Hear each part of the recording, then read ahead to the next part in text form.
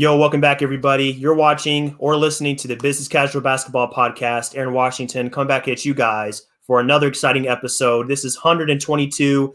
Hard to believe we're already this many episodes in, but very excited to be back on the mic with you guys to discuss four extremely prevalent and extremely interesting topics that we have going on in the NBA today. Joining me on the mic this evening is Andrew Williams, a very awesome, great member of the Unwrapped Sports crew. He's one of the leaders of our group. He kind of leads off a lot of the initiatives we have going on right now with trying to promote content and getting a lot of streams and stuff out there. We had a really great discussion the other night, just talking about a little bit of a couple of the divisions in the NBA and how they're kind of looking going into the season. So, Andrew, I hope you're doing well this evening, man. I'm glad to have you on the podcast and excited to talk some ball with you this evening, man. Yeah, man, I'm really, really excited.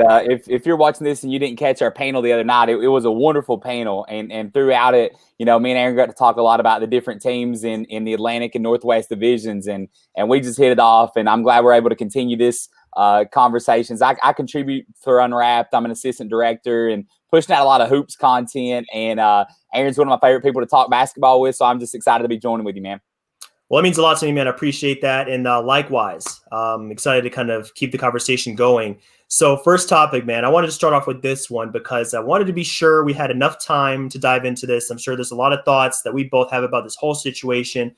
It's really just kind of blown up, and it kind of came out of nowhere. Like ending last season, we knew that the Rockets had a tough time of things, and they were looking kind of rough going into the offseason because they had a disappointing run in the bubble. Like they didn't end it on the note that they were expecting to, having Harden and Westbrook in the fold. But I don't think either of us really thought that it would escalate to this point. We're having your two franchise stars just completely want no part of the organization. Daryl Morey out, Mike D'Antoni out. Everything's just kind of like a dumpster fire right now. So basically, I wanted to first talk about how Harden has been conducting himself in the midst of these trade rumors. So specifically his behavior, not showing up to the team on time. He showed up like 2 or 3 days late to workouts before the preseason comes up here. And, he was seen partying. He was in nightclubs and, doing this whole kind of routine, which is fine. But it just seems to me like he's not really zeroed in on this season. He's not committed. And he's almost throwing like a fit in his own type of James Harden way. So what do you think about this whole saga, man? Like, are you turned off as much as I am by his behavior? 100%. And I have so many thoughts on this whole thing from the Rockets to where they ended off last season and to how we got here today and where the Rockets are going forward. But starting off with Harden personally, I feel like that Harden, he has been the Rockets franchise since he was traded there. I mean, right. they have built that franchise around him, and everything that he's wanted in his time in Houston, they've gotten for him. I mean, he wanted Dwight Howard. They got him Dwight Howard. He wanted Dwight Howard gone. He was gone. Same thing with Chris Paul. Same thing with Russell Westbrook. They have catered everything to Harden's needs. I mean, this ain't one of these situations where Giannis asked for somebody and they bungled the Bogdanovich trade like the Bucks did. This is that the Rockets have gotten James Harden everything that they want. And now this man has 2 years left on his deal. This is not even an Anthony Davis situation with the year left asking to go somewhere else. This is a man that has 2 years left on a max contract deal, and now he's trying to force his way out, and he's going about it completely wrong, man. It's a turnoff for me as a fan. James Harden, I'll be honest with you, and I don't think this is too hot of a take. James Harden's one of the top 5 to 10 scorers that's ever played in the NBA. I mean, he is. He's a dominant scorer, and he's a generational player. Now, you may have opinions on whether or not you like his game, but he is a generational scoring machine. And for him to carry himself in this way, I'm very turned off as a fan of the game, of how he's acting. And to be honest with you, if I'm the Rockets, I don't do anything that he wants me to do. Yeah, I'm totally with you, man. And it kind of reminds me of an article that I read I think it was like yesterday, that Rob Mahoney over at The Ringer had produced. And the name of the article was so fitting. And it was basically James Harden is pushing player empowerment to its limits. And I think we're both in agreement that players should have an amount of influence that other players don't have. Like Harden and Giannis and these guys, they've earned the right to have very strong opinions for their teams. And that's all great. Like, I really am in favor of having these guys having a voice and having influence on some of the team decisions. However, this is a completely different scenario. Like, as you said, Harden is acting out. He's going about it the wrong way. He's imposing his will almost to the point where it's like the team is having a hard time even just operating in a normal fashion because of his just, refusal to show up on time, just, gallivanting off, not with the team. And it's like, it almost makes me feel like like, here's how I saw it broken down on Twitter. It's like Westbrook, we get on him for his flaws on the court, but off the court and like as a teammate, like he's fantastic. Like no one has a problem with that. Harden is the opposite. It's like as a player, it's like, wow, he's all-world player, legendary, one of the all-time greats that we've seen play this game. But off the court, like how good is he as a teammate? That's all up in the air. And the other part of it is like, you explained it perfectly. The Rockets have catered to him his whole career. It's like Chris Paul, we got you. Westbrook, we got you. Trade Clint Capella, like put that roster around him. That's like a 5-out small ball lineup. Everything that he wanted has come to fruition, except this one time where it's like I want to be shipped off away from this team, and now he's throwing the fit because it's not happening. Like it's almost like he's been spoiled over his whole tenure, like 8 years he's been with the team. It's just. I'll add something too. I saw some the other day, and you know how things go, Aaron. Like when this stuff starts happening, these players push the narratives out. That their agents or through whoever, they try to get different narratives out. And obviously James Harden now, and even teams do this as well. But I've seen some stuff in the media where James Harden's, he's having some of his people push this narrative. And one of the narratives that I seen pushed was that the Rockets are that the Rockets culture is horrible and the Rockets are the Knicks of the South. Like somebody in James Harden's circle said that. And I got two problems with that.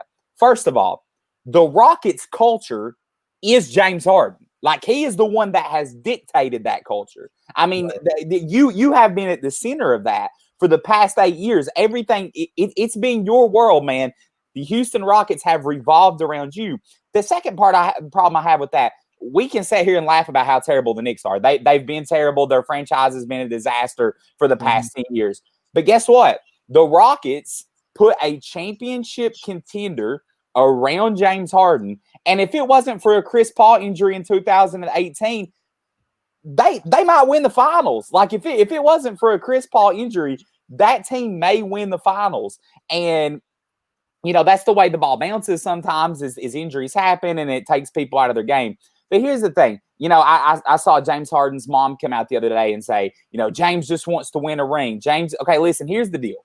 If you look at the past best players on a championship team, so you look at LeBron and Anthony Davis, look at Kawhi Leonard before that, Kevin Durant and Steph Curry, those years in Golden State going back, the main players always are dedicated to being good teammates, to doing the best that they can for the organization, to working. And I know there's drama and stuff always, but sure. James Harden is the one guy that says, I want a ring.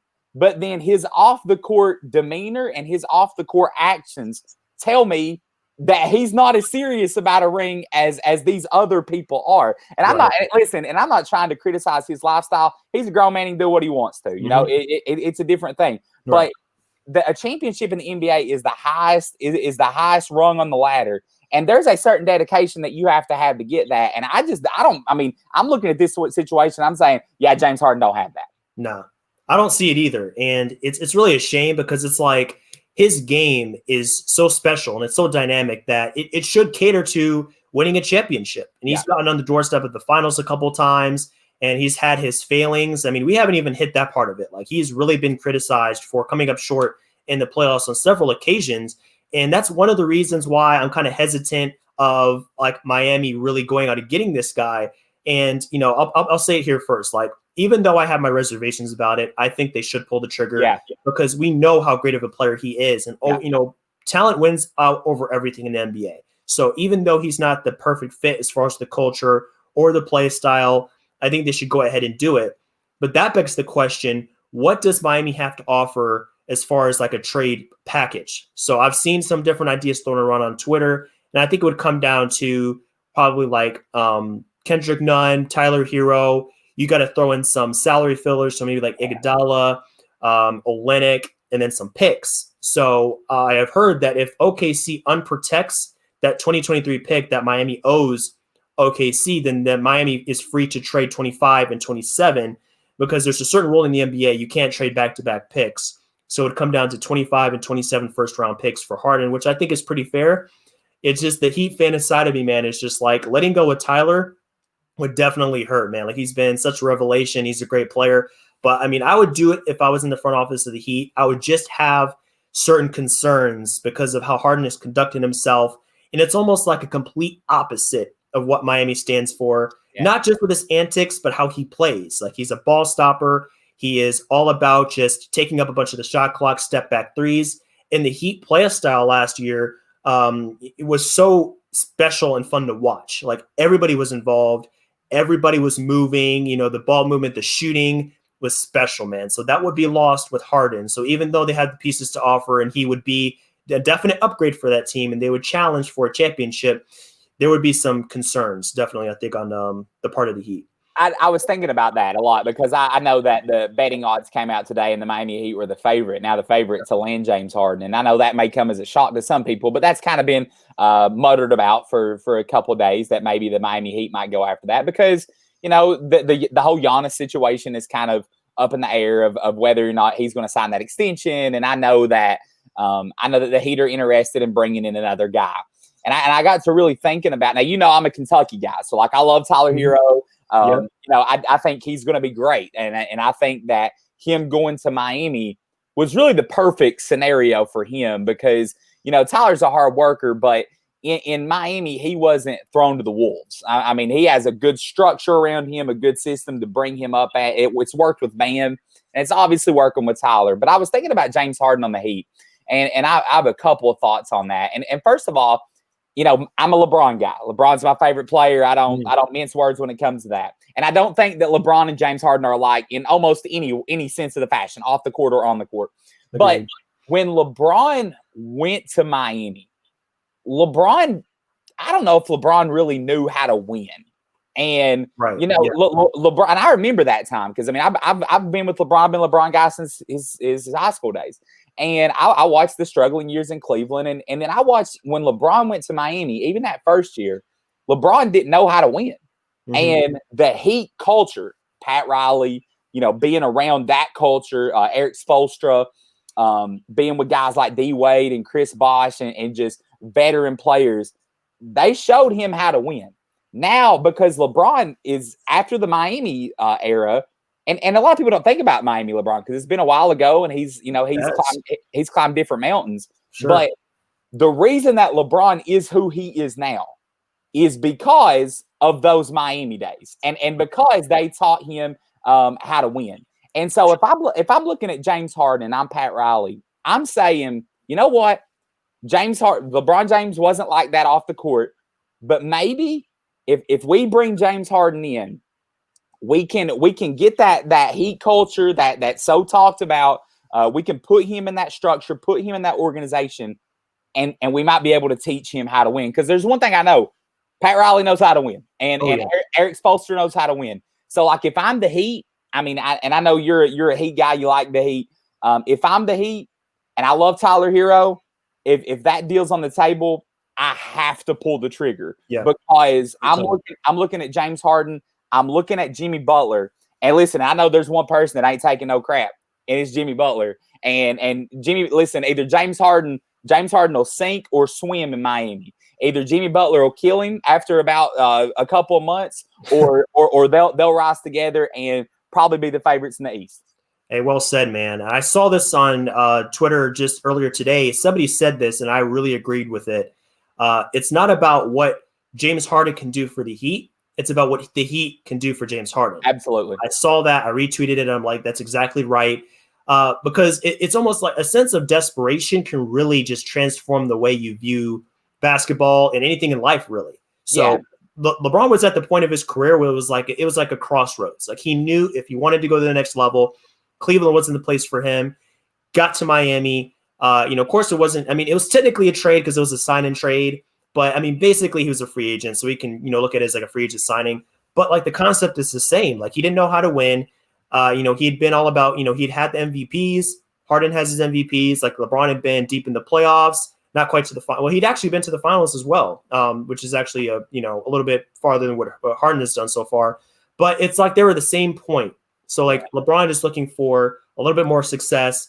Harden's looking for that. So like maybe at this point of his career, even though he's older than LeBron was, he's come to a point and he's saying like, okay, I can't do this the way I've been trying to do it for 8 years in Houston. Like I need something different. I need to change my approach.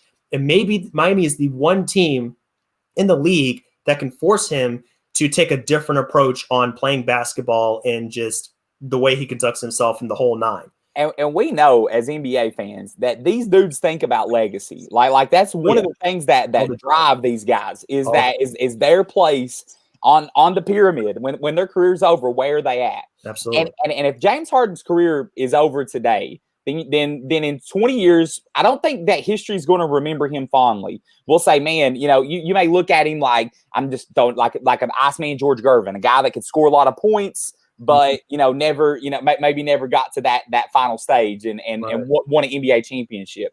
So if I'm James Harden, it's not the Nets that I want to go to, because if he goes the Nets, then I mean, everybody's going to hate on that. Like everybody's going to say, yeah, of course you won with that team like that. They're going to look at that ring the same way that a lot of people look at Kevin Durant's Golden State run. But if James Harden goes to the Heat and wins a title, then his legacy can be looked at a completely different aspect. And then when his career's over, we can look at him. If he were to win a title or two in Miami, I honestly believe that James Harden could finish as one of the top 20, top 15 greatest players of all time. But that he has to start realizing what he's doing right now to destroy his legacy and how his legacy can be repaired.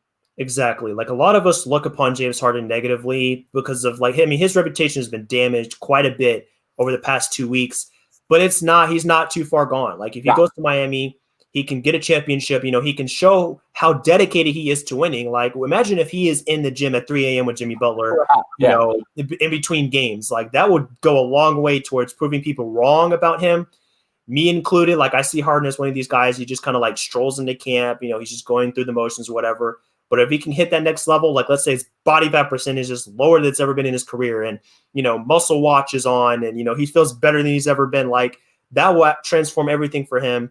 And he will definitely go places. Like especially if they can keep a couple of their young guys like KZ Okpala, which I'm still super high on him. I think a lot of people have kind of forgotten that he's one of those young wings coming up. Precious Achiuwa, they got in the draft. Like keep a couple of those guys along with Harden. Maybe Duncan Robinson. Maybe they could find a way to retain him. Like there is still a lot left for the Heat, even outside of Harden. I mean, and if you're able to keep a team, honest to goodness, if you think about this, if you're able to keep a team, you add James Harden and you're able to keep Jimmy Butler, Bam, Duncan Robinson, KZ Okpala, like those guys, you're looking and saying, I mean, dude, I obviously I rode with the Lakers last year and because LeBron's my guy, but I'm sitting here watching a replay. Like I've been watching replay of the finals and stuff. Dude, the Heat they were such a well-structured team, such a well-coached team last year. You add James Harden into that. You bring back Jimmy Butler. You bring back Bam Adebayo. And honest to goodness, I'm not just saying this. I'm on your show. I know you're a Heat guy. But, I mean, they would automatically become my favorites in the East, and it wouldn't necessarily be close.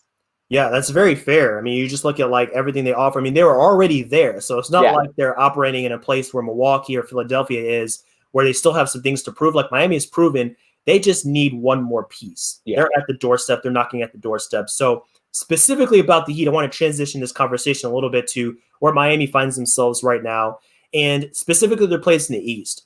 So if we're talking about it right now, where are they at compared to the other teams in the conference before we get to a point of James Harden being in the mix? Let's say right now, let's say that trade does not happen. I would say that the Heat find themselves in a place where maybe they're right below Milwaukee, Brooklyn. After that, I would say like they're in the mix. Like, sure, they don't have all the top end talent that those two teams have, but on the other hand, they have the coaching, they have the chemistry, they have the system. It's proven to be effective.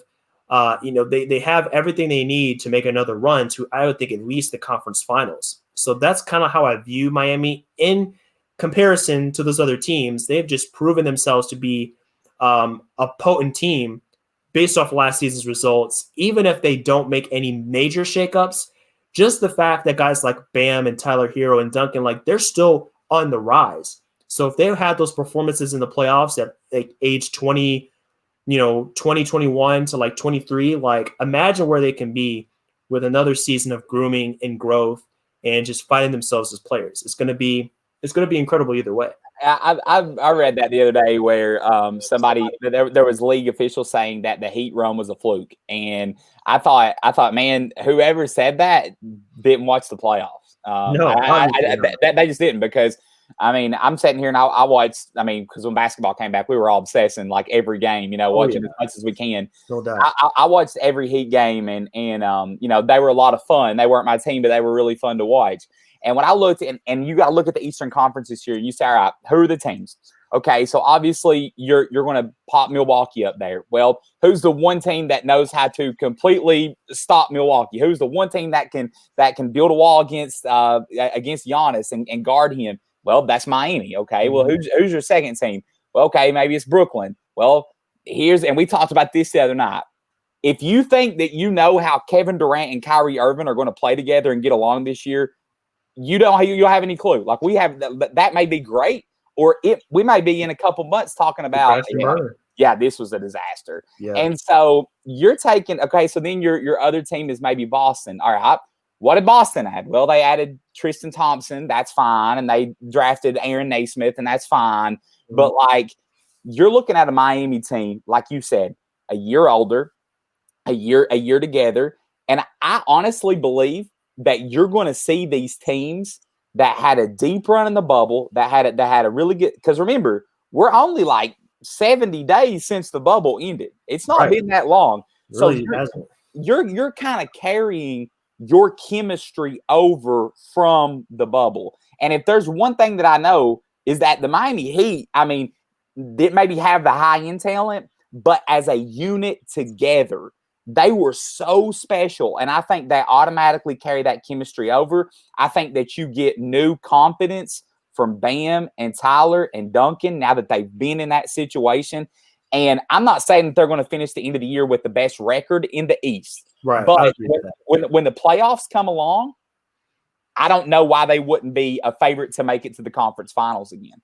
Yeah, they can compete with anybody, like we saw against the Lakers. I mean, taking two games off that team is no small feat. Right. And I think one of the reasons why people are so hasty to deem that run a fluke is like they're not used to a team not having that kind of talent making a run like that. So they get to the finals, they look at the roster itself, and they say, like, well, that has to be a product of the bubble. There's no way you can take a team with Jimmy Butler and a bunch of like young players and role players and compete against the Lakers with LeBron and AD. Like, there's just no way. So it has to be some kind of once in a lifetime blip on the radar where all the stars align for them. And like, sure, some things probably fell in their favor. Like, I'm sure the matchups were in their favor, but that's an every year thing. That's not a bubble thing. It's a matchups are a huge part of the playoffs. And, looking at the emergence of some of these guys, like they just came around at the right time. Like Dragic is, he's played like this before. Like it's probably been a couple years, but Dragic has been an all-star. And Bam, that's just a natural progression that comes with experience. So he got more time as a focal point in the offense. And something else we don't really talk about, the season had a break. Like the season had like a 3-4 month break where players were able to continue to work on their game. So you saw that the Heat stayed diligent. They stayed working. They got better from where they were earlier in the season, which was already in a good place. And then it just carried them to a place where they can compete with some of the great teams in the East because, like you said, like the pieces fit together so well and they continue to just develop and get better. So I see that continuing for next season. Like, well, and a couple of things too. First of all, Jimmy Butler has been known throughout his career as somebody that brings extreme intensity, and he sets a standard that there have been other players that have had a hard time following. When he was in Minnesota, obviously Karl Towns and Andrew Wiggins couldn't meet that standard. There was problems. Mm-hmm. When he was in Philadelphia, there were rumored problems with Ben Simmons, and he couldn't meet that.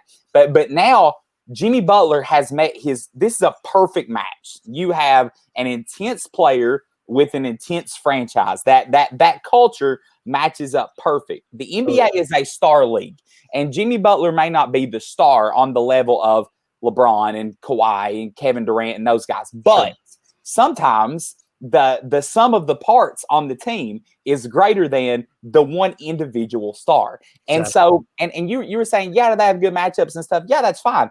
But the Heat also had some bad breaks in the finals. Like I said, I'm a Lakers guy, but not having Goran Dragic for a lot of the finals, Bam having a shoulder injury for a lot of the finals, and even in the conference finals, having to deal with those types of injuries. So the Heat had to face adversity just like every other team pretty much had to face adversity, but yet they overcame it. And it was obvious. If you watch the finals back, it is obvious. The Lakers have more top-end talent. But listen, the Heat scrapped and clawed and fought and gave the Lakers everything that they wanted. And I'm watching Game 6 again. I was sitting here watching it earlier. I'm watching Game 6. The Lakers obviously won that by a lot. The reason they did was because the Heat were worn down. That they had just given so much for that run. But I'm going to tell you something. If the Heat would have won Game 6, I would have been terrified as a Lakers fan, because I really believe that if the Heat win Game 6, they probably win Game 7. Anything can happen. And so, like, I just feel like that people that look at the Heat and say, well, they just got lucky it's a one-year run. Listen, they had challenges. They faced adversity. They weren't just filled with luck. That team was a good sum of its parts altogether. And it kind of takes it back to old school basketball of how a team is constructed well, how culture can bring a team up, and how a good organization can make a lot of good people without maybe a true superstar help them reach that higher level.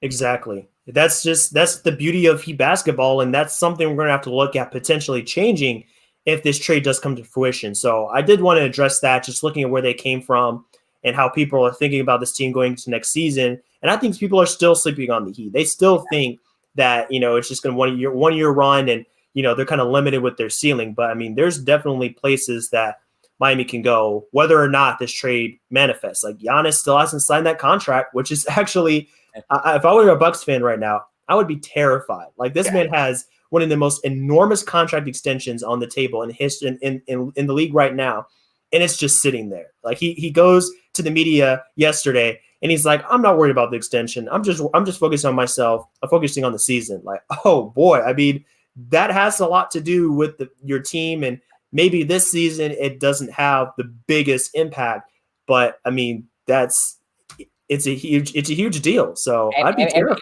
And think about this, Aaron. Like, it wasn't long ago that Giannis was saying in the media, I want to be here. I mean, I want to be in Milwaukee. I want to be here for my career. And he was saying that stuff. And all the Bucks fans on Twitter, yeah, Giannis is different. Giannis wants to be here forever. But you've seen over the past month that tune is changing. He is no longer saying those things. Slowly but surely, you see the transition. Like he said, I don't care if I'm the second guy or the third guy, like whatever. I just want to win the championship. And I agree with you. If I'm a Bucks fan, and I know Giannis came out there today, this is not a championship or bust. If I'm a Bucks fan, you better pray to God you win the championship this year, because if you don't, like, Giannis is gone.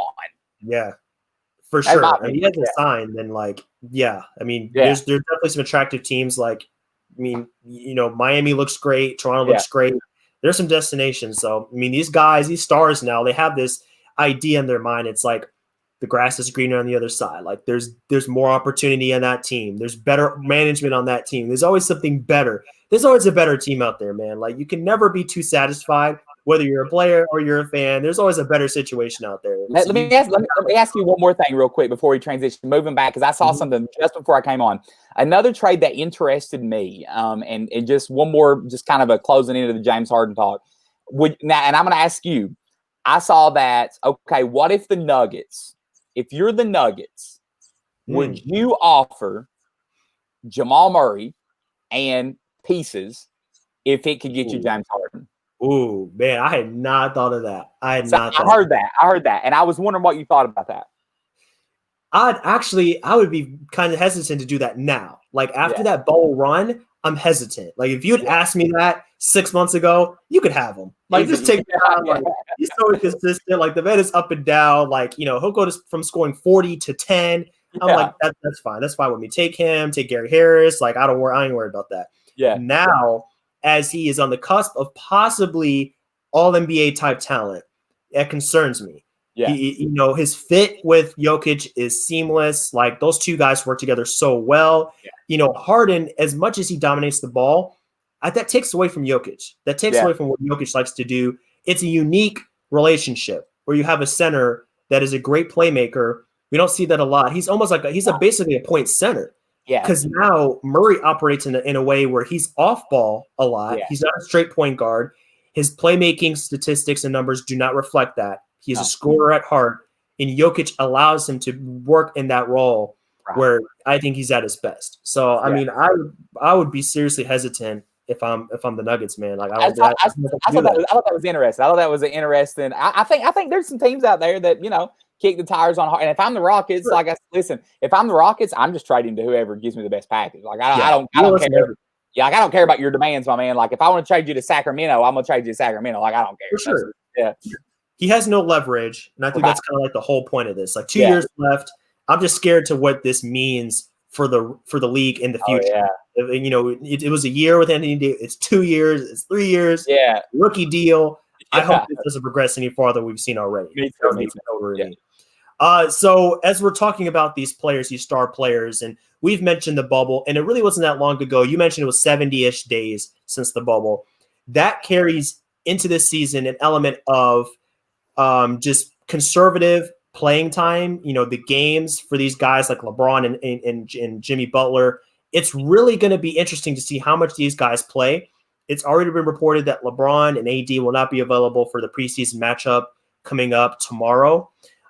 So we need to talk about the rest protocols that the league is introduced for this season. So it was reported yesterday. I saw this from Chris Haynes. He said that the NBA is implementing a new resting policy for next season. So teams are prohibited from resting healthy players for any high-profile, nationally televised game, and the violation could amount up to $100,000. So I got flashbacks to Greg Popovich.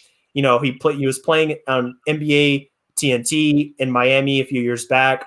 He rested all of his guys. He got fined, and I think it was $100K if I remember correctly. Yeah. So I'm getting kind of flashbacks from that. But my initial thought, and a lot of people on Twitter had the same questions. There's two of them. So first of all, what defines a high-profile game? Like you say high profile, but like what does that mean? Is it just ESPN? Is it just TNT? Does that include NBA TV? Because NBA TV is technically nationally televised, which is one of the criteria that they stated in that announcement. But it's not. High-profile games don't usually hit NBA TV. We're not usually seeing the Bucks and the Clippers on NBA TV. It's usually like the Hawks and the Bulls or something of that to that effect. So that's the first question. The second question is, how do you determine if a team is legitimately seeing a guy because he's hurt or they're finessing it? Like when I say finesse, I mean, okay, this guy has a sore ankle. Is he hurt?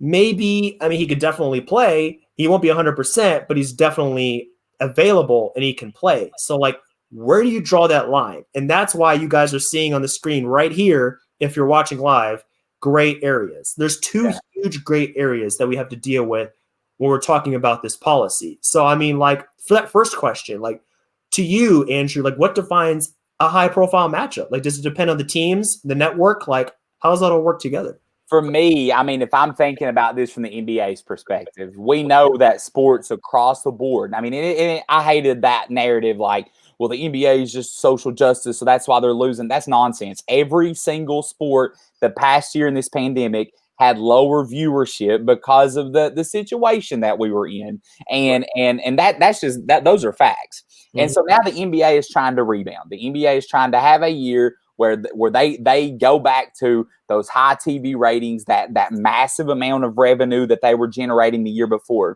Mm-hmm. So I think their thought process is, okay, every game that is a nationally televised game, you cannot rest your players for nonsensical reasons. We need the big guys there. We need LeBron, Kawhi, KD, Luka. Like, we need those guys in those games. If you're on a back-to-back and the Lakers are in Charlotte and, it's going to be on Spectrum in Los Angeles, go ahead. That's fine. You can start Caruso and KCP and all of them. Yeah. But, like, to me, I could be wrong, but I would think any game that's on TNT, any game that's on ESPN is a game that that the starters are going to have to play. But I think that you're right. I think, first of all, I think this sets a really bad precedent in the sense of like it's a really slippery slope as to, okay, how much are we going to let guys sit out? And we saw that. Like, I would say when you think of load management, who's the first person you think of? Kawhi Leonard. Kawhi Leonard. And I'm glad that we agreed on that. But I think that he took that to some like extreme amount. And I think if the NBA is not careful, what you're basically telling your fans is that the regular season doesn't matter. And there's no reason to watch. There's no reason to get league pass. There's no reason to watch these games because the only thing that matters are the playoff games. And I love the playoffs. I think the playoffs is great. But you know this. There's already a group of fans that say, I don't watch it until the playoffs. Yep. Yeah, I don't watch it until the playoffs. And if you want to win the normal fan back, you got to have your star players playing on a night-to-night basis. It can't just be, well, we're doing 72 games this year. Our best players may play 52, or our best players may play 60. That's not enough. You have to win the average fan back by showing your best players and putting the best product out on the floor every night. Exactly, man. And in the NBA is like that. I'm glad you brought that up. It's because of our unique circumstances that I think they brought this in at this time. The league is already, they've done this in the past. They've really cracked down on teams resting players. And you got to think of it from two sides. Like there's the league side where it's like, play your guys so we get more viewership, we get more money for our league. And then the other side of it is from the fans' perspective. So from our perspective, we want to see these guys play because it's just a better basketball product overall if these guys are present. And I've said this for 3 years, man. Like I've been hammering this home. Rest is okay. I'm okay with rest. Yeah. When you rest your players is so important. Yeah. Like you gave that perfect example of like the Lakers who are playing in Charlotte. And I'll give you a better example. Charlotte is playing in LA. Yeah. So because it's like you have the home fans and then they can come back for multiple times later on if LeBron isn't playing. It's like, all right, I'll come back to see them play the Kings next week. Right. So it's not a huge deal. But like the away games are a problem too, because it's like, what if a fan is coming to that game and this is their one opportunity in the season to see LeBron play? So that's where that can also become a problem. But I think we're on the same page here. It's basically like you have to rest your players in a time that's appropriate. Nationally televised, Lakers, Clippers, TNT on Thursday is not appropriate. That's not where we want to see that. And it's really a shame that the circumstances have dictated that the NBA goes as hard as they are on this point because they're trying to recoup lost revenue. But I mean, it really is better for both sides if they don't kind of go crazy with resting their players. But that brings into account the next topic we're trying to address. It's like, who is hurt? Like, if you say a guy has like a sore toe, like, I mean, yeah, I believe you, but like, how bad of an injury is that? Like, there's almost like a gray area when it comes to injuries. Like, teams have really learned how to finesse the injury report. General soreness. Do you remember that? Like, there's general soreness. Go back to the playoffs. I mean, and every single I remember every injury report from the first round on, and I remember this because I would keep up on Twitter with it. LeBron James and Anthony Davis were on the injury report every single day from the first round on. LeBron said groin, and Anthony Davis said ankle, and it said that every single day. They were always questionable or probable. And the thing about it is, it was like, okay, I mean, we all know, I mean, they're playing. Like we knew that they were playing. Yeah. But these guys are NBA players. It's obvious that they exert their bodies every single day. And listen, man, I'm 30 years old. If I get out and do too much activity, like I'm gonna be down for 3 days. So I don't even know. Like I'm 3 years younger, man. I'm already feeling it. Like I got a bad back. If I sleep wrong, like I'm out for a couple of days. So I don't understand how these NBA dudes do it. But what becomes a bad thing is that, like you said, general soreness or I got a foot injury and it's something ridiculous, like ambiguous. And I think that you're leaving. Like you said, a lot of ambiguity as to what the injuries are. And I get if somebody's got like a sprained hamstring or something, that's obvious. You got to stay out for that or high ankle sprain. But like, if it's like, well, I woke up and my knee was kind of aching, and I'm not going to play. I'm not playing against the Pistons tonight. Like, I think it sets a bad precedent for teams around the league, and I think it sets a bad precedent for the fans as well. Absolutely, man. And I get it that we're probably not going to see 72 games from a lot of these stars. Like Jimmy Butler is a prime example. LeBron, like they're not going to play 72 games. Like these guys just came off a long playoff run. So like I understand that you have to be accommodating to these guys that are definitely have a little bit more wear and tear on their bodies from, a run that we just finished off.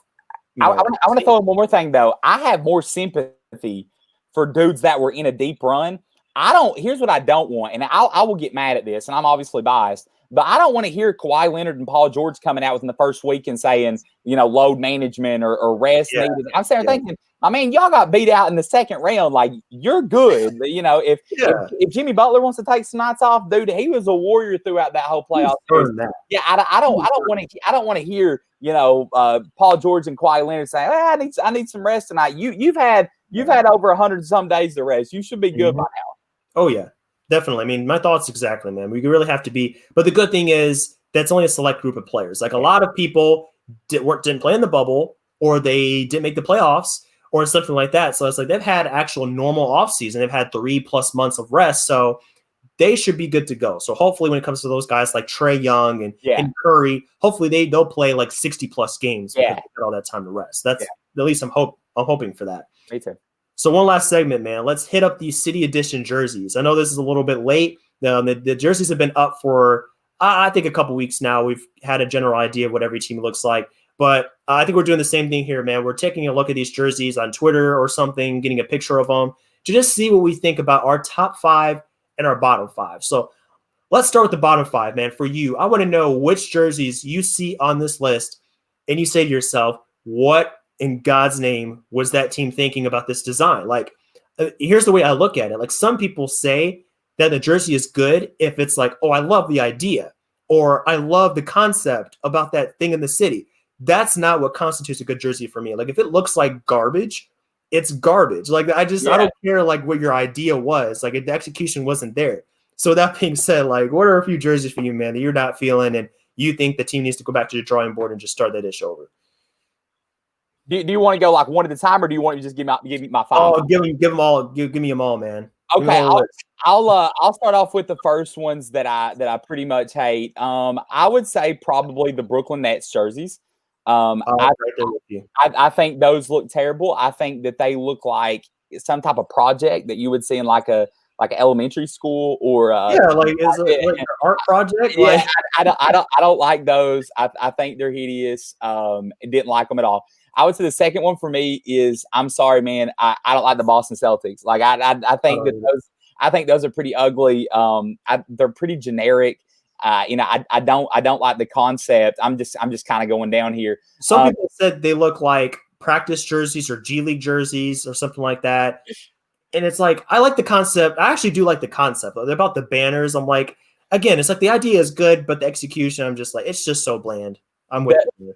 The third one I don't like is the New Orleans Pelicans jerseys. I get the whole like New Orleans, Louisiana thing, like, but is that an all-star jersey? It looks, I hate it. I don't like it. I would say the fourth one for me, and then you kind of get to some of the bland ones that I don't really care about.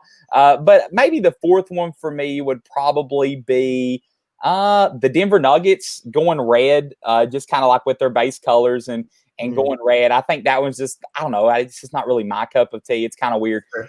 And then fifth one, I'll say the Cleveland Cavaliers jerseys. I think those are ugly. I'm with you, man. Like, I think my bottom 5 list is I had all the same, except I think Denver was the one I didn't have on mine. Like, Denver was like a tier higher for me. Yeah. The other 4, I'm just not a fan. Like the Cleveland font, like I get the idea. It just looks like, I don't know. It's almost like one of those like 90s like TV sitcoms where you see like that font for like Martin or something. That is it. That's perfect. It's Martin font. That's it. That's perfect. Like, Fresh Prince of Bel-Air or something like that. I'm just like, I mean, that's cool and everything, but like on the jersey, I guess it just doesn't come out the way I envisioned it. So I think the other jersey, so I had 4 of the 5 that you had. The one I had that I don't think you listed was Washington, because it's like, I feel like they've had the same City Edition jerseys every single year. This is the 4th year that we've done City Edition jerseys. Like, I don't think they've changed it hardly at all. It's like, well, slap a different color on the front and call it a day. I'm like, that's just not working for me, man. So I'm not feeling that. But I'm curious to see what we're thinking about the best ones. So I'm thinking about what I have for my best jerseys, and I think Miami is universally loved. Every year, Miami is a jersey that people say like they just love, because the Vice theme is just, I think it's undefeated, personally. Awesome. I also have the Suns here. I think the Suns is another jersey. I think people are just saying like the Valley is a great idea, and you have the landscape of almost like those valleys and rock sculptures you'll see in Arizona. So that's a cool idea. The Hornets, I just think the colors on that jersey just flow so well, like the teal and the black and a little bit of gold just hitting the sides and going down the middle, I think looks really good. And then the Bulls and the Spurs I have as my last 2. The Bulls with that old Chicago, like the people that know about Chicago, like there's this old Chicago theme. I think they executed that like perfectly. I think it's a great idea. And then with San Antonio, it's like, hey, we're bringing back the 90s, man. We're going back to the Fiesta theme and, you know, those 3 colors going down the court. So I think that was a great execution on their end. But I'm curious to see what you think about that. My number 1 was easily the Suns. I love the Suns jerseys just like you. I thought they were awesome. If you've seen the pictures coming out of training camp, I know I saw a picture with CP3, Devin Booker, and DeAndre Ayton with them on, and they just look really good. They popped. The colors were really cool, and I really like seeing those. The number 2 for me was the Spurs. I love the old school, man. Like anything that's retro for me is really cool, and I really like those jerseys. The third one was the Heat. I'm with you. I think the Vice theme is always awesome. And I don't know, man. There's nothing that goes more perfectly together than those Vice jerseys and Miami. It's just like it's perfect. Man. I mean, I love it. I think it's great. The 4th one, I agree with you. I really like the Bulls jerseys. I think they're underrated. You have that old like Chicago look, like you just kind of get the feel of the city. You like it makes you feel like the city. It makes sense immediately. Yeah. Like some of those other jerseys, like I don't understand. Like Milwaukee's, for instance, like the blue is like I have no idea what that means. Yeah, but the Chicago one, it's like that clicks. Yeah, and for me, the 5th one is a tie. So I'm kind of going to go like 5A, 5B here. Okay. 5A for me is the Lakers. I like the Lakers, the white and blue, going back to the 60s, Elgin Baylor, Jerry West. I think those jerseys look great. I like kind of like the baby bluish on the white. I think that looks awesome. And I'm also a continued fan of the Memphis Grizzlies. They're kind of like my 5B. I like the gold lettering and I like some of the stuff they did with their jerseys. It's not as good as like their retro Vancouver jersey, but I do think that the idea is still cool. And for the rest of the jerseys, man, I just kind of think that they're like, whatever. Yeah, not great, not awful, but whatever. Yeah, they're in there. They're in the mix. One last point on this, man. The Spurs jersey specifically, like there's another article that I read about the Ringer, and this is some really cool. It was a cool comparison because they were basically saying like the Spurs find themselves at a point now where they're rebuilding, they're retooling, they're starting from scratch. They're probably going to have one of their lower, competing seasons in recent history this season with the Fiesta theme. And then the last time they wore it, I think was like either the season that Tim Duncan got there or was the season before they got Tim Duncan, which is another point where they were kind of like at the bottom. They've had a terrible finish and they were starting to kind of like renew that team and retool. So it's like they brought the jersey back at a perfect time because that's where they were last time they wore those jerseys, at the time of crossroads and reinventing the wheel for their team and stuff like that. So I thought that was a cool. Yeah, and then you think about it, at the time when they got Tim Duncan, I mean, Tim Duncan was generational. At the time when they got Tim Duncan, they did have David Robinson, but they really didn't have like a certain direction that they were going in. I mean, they had Avery Johnson and Sean Elliott and some of those guys, but Tim Duncan was generational. Right now, look at the Spurs. I agree. The Spurs, I don't really know where they're going, but we know the Spurs, they're a good organization. They'll get back there at some point, and it's kind of cool to see them restarting with this theme, and this is kind of where we're going. I like that. For sure, man. I couldn't agree more.